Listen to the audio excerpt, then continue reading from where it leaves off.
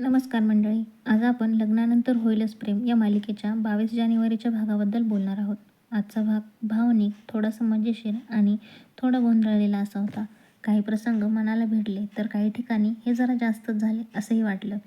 आजच्या भागात प्रेम आणि गैरसमज यांच्यातली ओढाताण आकर्षाने दिसली. या एका बाजूला जीवा आणि नंदिनीचं नातं हळूहळू पुढे ढकलताना दिसते. दुसऱ्या बाजूला गैरसमज पुन्हा एकदा डोकं वर काढतो. जीवा मनापासून प्रयत्न करताना दिसतो, पण त्याच्या प्रत्येक प्रयत्नावर नंदिनीचा विश्वास डळमळीत होताना दिसतो. दिखावा आणि प्रेम यात फरक असतो, हे नंदिनीचं मत आज ठळकपणे समोर आलं.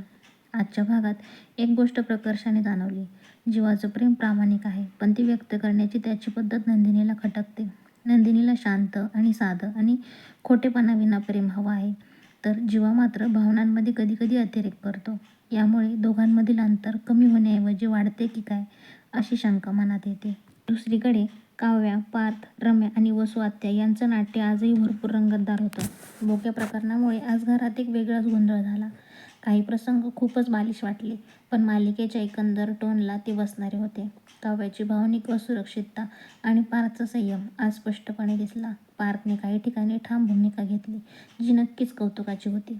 आशाताईंचा सहभाग आजच्या भागात थोडा हलका-फुलका पण महत्त्वाचा ठरला. त्यांचा साधेपणा, मनमोकळेपणा काव्याला आधार देणारा वाटला. तर रम्या आणि वसू आत्यांची चिडचिड आता उघडपणे समोर येताना दिसते, ज्यामुळे पुढच्या भागांमध्ये संघर्ष आणखी वाढणार हे नक्की. आजचा भाग एकूणच असा होता की भावना खूप होत्या, पण त्यात थोडा अतिरेक जाणवत होता. काही प्रसंग टाळता आले असते असं वाटलं, तरीही कथा पुढे नेण्यासाठी ते दाखवले गेले. आता पुढील भागांमध्ये नंदिनी आणि जीवा यांच्या नात्याची खरी परीक्षा सुरू होणार आहे. प्रेमावर विश्वास ठेवायचा की संशयावर, हा प्रश्न नंदिनीसमोर उभा राहतोय. तर काव्या आणि पार्थचं नातं नेमकं कुठल्या वळणावर जाणार आहे, हे पाहणंही उत्सुकतेचं ठरेल. एकंदरीत आजचा भाग मनोरंजक, भावनिक आणि पुढील कथानकाची उत्सुकता वाढवणारा होता. तुम्हाला आजचा भाग कसा वाटला? जीवाचं प्रेम योग्य आहे की नंदिनीचा विचार करणं बरोबर आहे? कमेंटमध्ये नक्की कळवा. अशाच खऱ्या आणि प्रामाणिक रिव्ह्यूसाठी लाईक, शेअर आणि चॅनलला सबस्क्राईब करायला विसरू नका मंडळी. पुन्हा भेटूया पुढच्या भागामध्ये. तोपर्यंत चॅनलला सबस्क्राईब करायला विसरू नका. धन्यवाद.